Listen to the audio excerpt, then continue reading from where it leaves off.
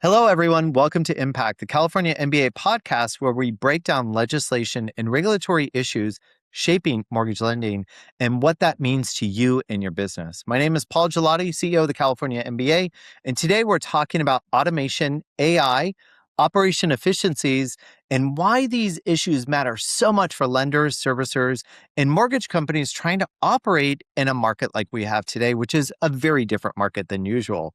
This conversation is also timely because California MBA is looking closely at artificial intelligence and automated decisioning systems through bills like the proposed AB 1018. For mortgage lenders, that matters because automation and AI are already a part of the conversation around operations, compliance, borrower communication, quality control, and efficiencies. This is not whether AI and automation should be used responsibly. Of course they should. And we all know that.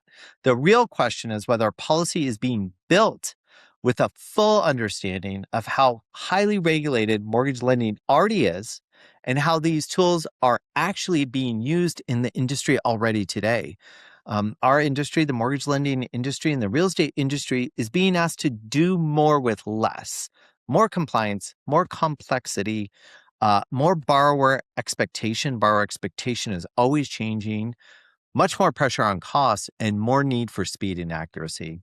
And as always, the real question is not just what sounds good in theory, it is what actually works in practice. So today, I am thrilled to have our guest with us, Brett Fish, Vice President of Business Development for Indecomm. Indecomm has been a strong name in the industry for a long time, kind of like Scotch tape, helping mortgage companies think through automation, operational efficiency, quality, compliance, and the real work that happens across the mortgage loan lifecycle. Brett, thanks for joining us. It's great to have you here. Yeah, thank you, Paul. Appreciate it. Yeah, absolutely. You guys are such a huge part of the California MBA, participate in our conferences, in our committees, supporting our advocacy and legislation, and we really appreciate that in our community. So first and foremost, thank you for your participation, what you bring to the table at Indecomm, Brett, what you do for the industry, and for participating in our community. We really appreciate it. Yeah, of course. Thank you. You guys do a great job too, and we appreciate the opportunity and the platform and the various conferences and different forums to get the word out and just help everybody across the industry. And have a lot of fun while you're doing it, right? Because it's That's supposed to right. be fun. So Absolutely. before we get into the details, I want to level set with our audience. Um, as I was saying in my opening, mortgage companies are still operating in a very difficult environment. Volume is super tight. Margins are compressed. Everybody's fighting for that loan. Cost to originate is still way too high, which makes no sense to me with all the technology that's out there. And every operational decision really does matter. At the same time, lenders cannot take shortcuts. Compliance is still a huge matter. And as the CFPB is kind of dismantling from being a national organization, state by state are jumping in with more and more regulation. Quality still matters. Consumer experience has heightened. The consumer is becoming a little bit more fickle, and execution still matters and is name of the game. So that's why AB 1018, that conversation is really important. AI and automation are often discussed very broadly in policy conversations, but mortgage is different, right? Lenders are already operating under fair lending laws on a federal level, disclosure requirements, underwriting standards, investor guides, audits, vendor oversight and compliance, is all name of the game. So the challenge becomes, Brett, how do lenders become more efficient without creating new risk? And how do we make sure policy doesn't unintentionally slow down tools that can actually improve accuracy and reduce defects, lowering costs and creating a better experience for the consumers? So from your perspective, Brett, where you sit, what are lenders most focused on right now when it comes to operational efficiency in managing costs? Yeah, it's a big topic, right? And we're in a unique position because we do see it across a number of different lenders, credit unions, servicers, and whatnot across the mortgage industry. And you're right. Volumes continue to be a challenge. Margins are always being looked at. It does feel like in an environment with, rates continuing to seamlessly going up and not down. And I think we all expect it to be a different rate environment already than it is today. And so how are margins being looked at? Have organizations right sized? It feels like folks had right sized organizations, but maybe it's, a time where folks are starting to relook at, are we right sized organizationally? But even more so, how are we looking at people, process, and technology? How are we leveraging technology the right way to drive out costs? What are, our lenders doing to really kind of sit down and whiteboard and understand, what their process is. How is the process working? Where are the gaps? How could they reduce costs? There's a lot of technology out there, right? There's a lot of good technology out there. But it's a matter of understanding, what's the right technology for us? What does that look like? Where should we implement it? How should we be using it? And do we have a good process or baseline to start with, right? Well, Yeah. hopefully we're not just adding technology to a poor process. Yeah, that's funny that you say it. Well, not funny, but a good friend of mine and board member at the California MBA, Don Marshall, who works at Plaza, we were just talking about that. Laying technology on top of a bad process is not going to improve anything, right? Like that's going to get you nowhere. Yeah.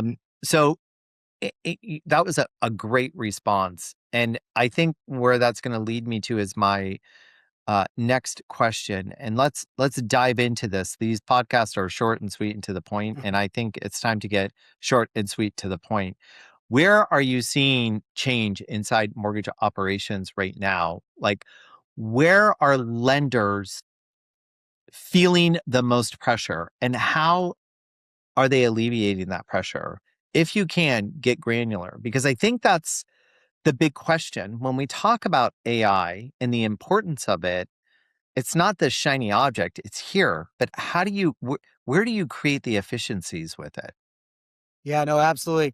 I think historically there's been a lot of focus on the front end, and rightfully so, right? How do we generate that lead? How do we get that lead in quickly, cost effectively? But really, where we're seeing a lot of focus now, even more so, is within the middle and the back office, right? How do we have good document indexing and data extraction? How do we automate processes that are repeatable, right? You've got processes that folks within originations uh, are doing that are very repeatable, that, the human can still make mistakes. Whereas technology can be brought in, they can repeat what the human is doing, eliminate those tasks. It's low hanging fruit. It gives you quick wins. It gets the organization comfortable with automation and technology. And it really moves the needle and allows folks to then reinvest those savings into other areas, maybe larger projects. But really, starting with a good document indexing and data extraction solution will then drive a lot of your downstream automation. And then from there, how you are leveraging that to automate other processes. Then you can move into automated underwriting, automated income, post closing and trailing docs. So there's a lot to be done. There's a lot of good technologies out there, but it's really understanding kind of where those fit into your ecosystem. What are you already doing today? And what else could you be doing to help drive out cost and really, you know, make your process more operational efficient. And at the same time, you're not bringing in any risk. If anything, you're eliminating, some of the human mistake and reducing that risk. Well, so this is perfect that you brought this up, and I didn't necessarily have this plan to talk about, but I'm going to hit it because you mentioned automated underwriting system. So you and I and most of the audience know that automated underwriting systems came into play, I believe, in '97 with AUS's DU and LP. Believe it or not, that's a form of AI, right? Because, it's an OCR technology and it's a bot technology and it's scraping and reading documentation and saying, this consumer, is approved, eligible, or ineligible based on the characteristics that we've got here in front of us. So, in essence, our industry has had participation in AI for quite some time. This proposed bill, AB 1018, not only is it a layered on top of regulation and legislation that's already in place at a federal level, it's putting it at a state level, but it's also calling that AI causes bias, right? So This specific proposed bill has statements in it that it's unfair, right? Discriminatory. It's not providing the accurate information. And based on what you just said, Brett, you were talking about the usability of AI for accuracy and for actual raw data. And I think what's really important, and we bring this up to lawmakers quite often, that nobody in our industry is looking to replace the human with the AI intelligence. We're Yeah, looking to power up our humans and to absolutely. provide them stronger analysis, stronger data so that they can make a decision. Yes, maybe quicker. So instead of underwriting 2 loans a day, they can underwrite 4. But they've got real true data and analysis to look at. Is that how the team at Indecomm utilizes AI Absolutely, for and your focus on customers? the more higher value things, right? Which then Yeah. lead to a better customer experience, Yeah. and better quality. But you're right, there's so much data, current and historical, that you could be leveraging to make better decisions, right? To help with pull through. You're right, we're not looking to replace the human component of the mortgage process. That's not, what this is meant to do. This is really to power the associates and the production staff and make them more effective and efficient, allow them to do more productivity, per person per day. To really try to find a way to drive out cost, make it a better customer experience. And really focus on those things, right? And create the capacity. We talked about volume a few minutes ago, right? Volume fluctuates up and down. And historically, we've wanted to bring associates in, remove associates out of the process when that happens, right? As opposed to now there's ways to leverage technology to right size the organization, create capacity, and then do more with less when the Yeah. volume spikes, whether it's a short term spike or a long term spike. Yeah. I've got a question for you, Brett. That's a little bit off of the topic of conversation, AB 1018 and automation. But from your perspective, because you have so much visibility through the work that you do at Indicom, what do you think lenders should be doing now so that they better position themselves for the next cycle? Yep. It's encouraging. We're seeing a lot of people reaching out to understand what's available. And I think that's necessary because there is so much out there that can help. Yeah, But really understanding, what's out there, how can it help us? Is it real or not, right? There is a lot of stuff out there that is early stage, right? Versus stuff that's established and being used, right? So really sitting down and mapping out your process, spending the time now because rates are up and volume is down, take the time to really understand your process, where the breakpoints are, what does it look like from a people, process, and technology perspective, and start to, put things in play where you can get some quick wins and get some buy-in from the top down. It really does require everybody to be involved and be behind the initiative. yeah, Pilot some stuff where you can, in a controlled environment, see the value, the lift, get some confidence across the organization. And then once you've got that buy-in, people will start asking for more. So really taking the time now to prepare yourself and be ready so that when these volume fluctuations happen and rates go down and volume goes up, whether short-term or long-term, you're not having to add people. You're just, right. handling the volume that's coming in now with the existing staff. And the only way to do that is to understand, how do I make my process better? How do I leverage technology to make it more effective and efficient? And that's really kind of what we're seeing. And again, pilot stuff, roll it out in a controlled environment, That's right? right. Really see how it works and the lift that you're going to get, and that it's going to bring the ROI. Don't just put technology in play and hope that it's going to give you that lift that you're expecting. And change management is key, right? And Yeah. making sure that you've got the right change management in place along the way as you're deploying these technologies. And again, it's from the top down, and what's the message, and making sure that people feel that like they're part of the journey, and that it's not going to replace them is key. Yeah, great points. And for the love of God, like we said before, right, Brett? Please do not layer technology on a bad process Yeah. because it's only going to make it worse.